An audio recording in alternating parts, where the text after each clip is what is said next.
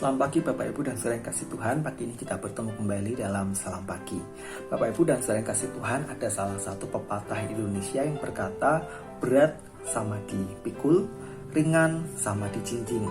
Yang artinya pekerjaan berat akan terasa ringan ketika dikerjakan secara bersama-sama. Nah, ada salah satu bagian dari firman Tuhan yang mengisahkan ketika Musa harus hadir sebagai hakim bagi bangsa Israel setelah mereka keluar dari tanah Mesir. Yitro, sang mertua dari Musa, melihat betapa kewalahan Musa untuk mengadili bangsa itu satu persatu. Oleh karena itu, Keluaran pasal 18 ayat 17 dan 18 berkata demikian.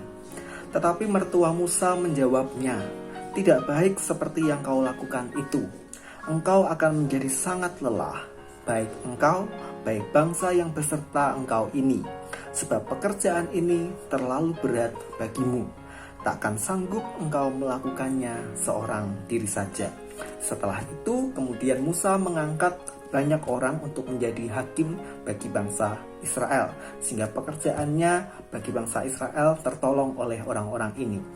Nah, Bapak Ibu dan Saudara yang kasih Tuhan, dari sini kita belajar dua hal. Yang pertama adalah sekuat apapun kita atau bahkan sebanyak apapun talenta keterampilan yang kita miliki, toh pada saatnya nanti kita akan memerlukan pertolongan orang lain.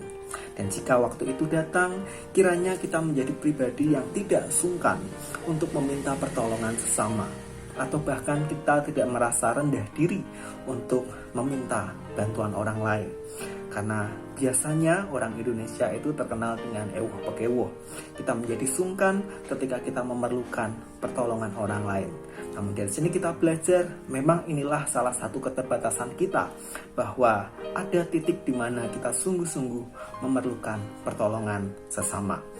Sedangkan yang kedua, kita belajar karena kita sadar kita memerlukan pertolongan orang lain, mari kita belajar menghargai keberadaan orang-orang di sekeliling kita, atau bahkan kita perlu menjaga relasi dengan sesama, sehingga ketika kita memerlukan pertolongan mereka, kita tidak menjadi sungkan atau malu. Karena biasanya yang terjadi kalau kita sungkan atau malu meminta pertolongan orang lain, karena kita pernah memiliki relasi yang kurang baik, sehingga ketika kita perlu pertolongannya, kita menjadi sungkan datang dan meminta kepadanya.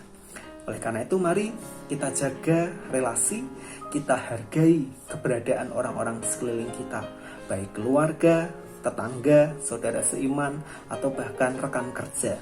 Karena suatu saat pastilah kita memerlukan pertolongan mereka.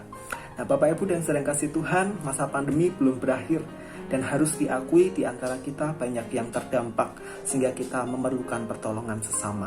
Atau bahkan dalam berbagai persoalan kehidupan kita, kadang kita memerlukan pertolongan orang lain.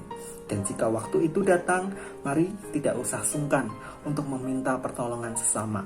Dan di sisi lain, kalau ada orang lain yang datang kepada kita untuk memohon atau meminta pertolongan kepada kita, mari jangan tahan diri untuk menolong sesama. Mari kita berdoa. Terima kasih ya Tuhan untuk firman Tuhan pada pagi hari ini.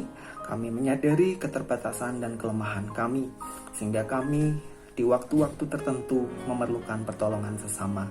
Pun kami dihadirkan bagi sesama kami untuk memberikan pertolongan ketika mereka memerlukan. Biarlah firman ini menolong kami dalam menjalani kehidupan kami sehari-hari. Dan hari ini ya Tuhan, kami memulai setiap aktivitas kami, kiranya Tuhan memberkati dan menyertai kami. Di dalam nama Tuhan kami Yesus Kristus, kami berdoa dan mengucap syukur. Amin. Selamat menjadi berkat bagi sesama.